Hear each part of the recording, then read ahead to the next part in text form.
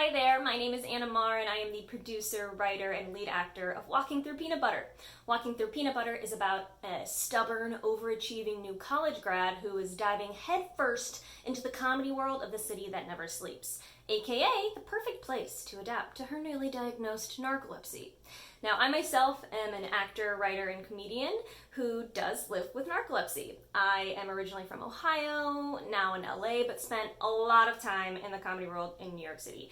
And it's not the most kind to somebody with a doctor-prescribed bedtime. 1 month out of college, I moved to New York City like somebody straight out of that song from Annie. $3, 2 bags, 1 me.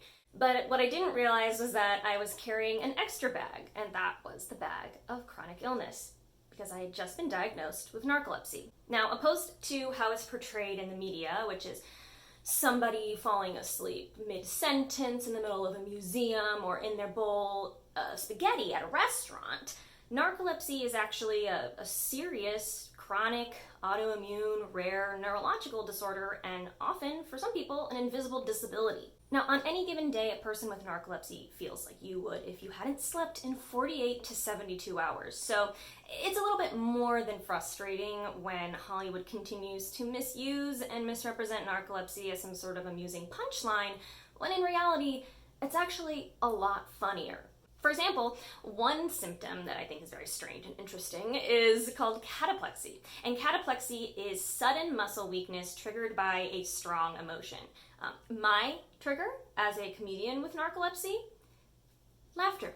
It's a story of a nice person who is unraveling, and she's unraveling into a self-absorbed mess. One of the things that I was most excited about working with our director Lorena and our director of photography Chris on were the moments of magical realism in the film that they really made come alive in a way that I didn't know how.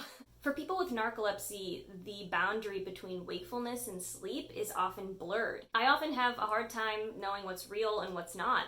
What's been a dream, what's been one of the hallucinations that come along with sleep with narcolepsy, and I'm so excited to give the audience a little bit of a taste of that. I spent so many years in my early 20s, and especially in New York, feeling like I was lazy and crazy.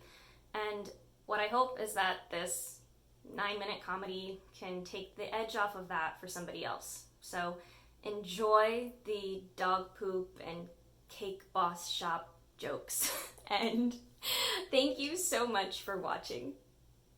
P.S. This film was shot almost entirely in Astoria and couldn't have been made possible without the generosity of one of Astoria's small business owners, so keep an eye out for it.